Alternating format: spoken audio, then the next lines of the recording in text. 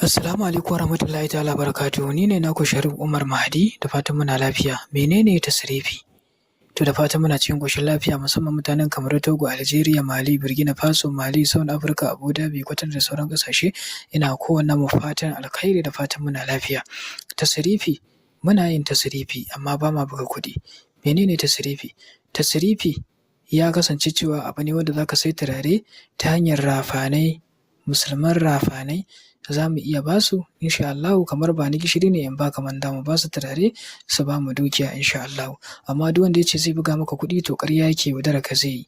Sannan ka kira mutum ku yi magana da shi, ka bi shi ta WhatsApp ya tura maka da bidiyon da yake aiki da kuma inda yake aiki da kuma sunanka da komai da komai da kwanan wata a time ɗin da kai masa aiki da sauransu, domin samun tabbaci. Wannan shine ake kira da yadda.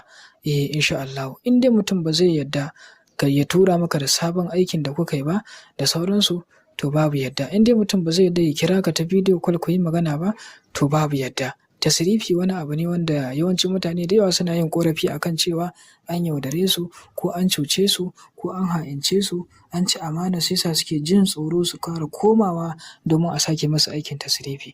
To amma duk abin da za a ce maka za a yanka dabba ko jinin wani abu za a haɗa da shi a yi maka aikin tasrifi, a buga maka kuɗi, to ƙarya ne.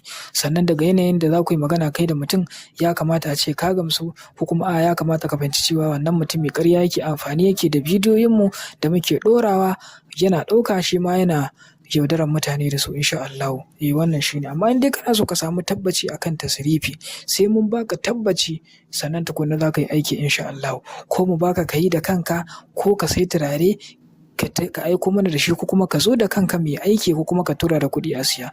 Aikin tasrifi aiki ne wanda baya wuce minti 10, minti 5, minti 15 an kammala. Amma duk wanda ya ce ma za a ɗauki kwana 21 ko wata ɗaya ko sama da haka ko ƙasa da haka, to magana ta gaskiya ƙarya yake yi, cutar ka zai yi. Aikin tasrifi baya ɓata lokaci insha Allahu. Ga duk masu buƙatar aikin mu na tasrifi insha Allahu, sai mun baka tabbaci tukunna insha Allahu za ka tura da kuɗinka insha Allahu, ko kuma ka zo da kanka a aiki a buga kuɗi.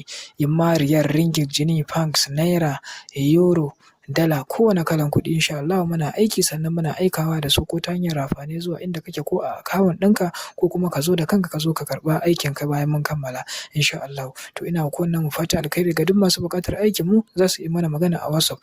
In kai magana a wannan WhatsApp ɗin, a wannan lambar ka ji ba amsa ba, sai kai magana a wannan ta iyo, ana cikin hidindimu insha Allahu. Kira ko WhatsApp number. Ina muku fata alkhairi. Kada a manta a yi liking, a yi sharing insha Allah, a yi mu subscribing insha Allah, domin samun sabbin ayyukanmu na mallaka da sauran ayyuka. Bissalam.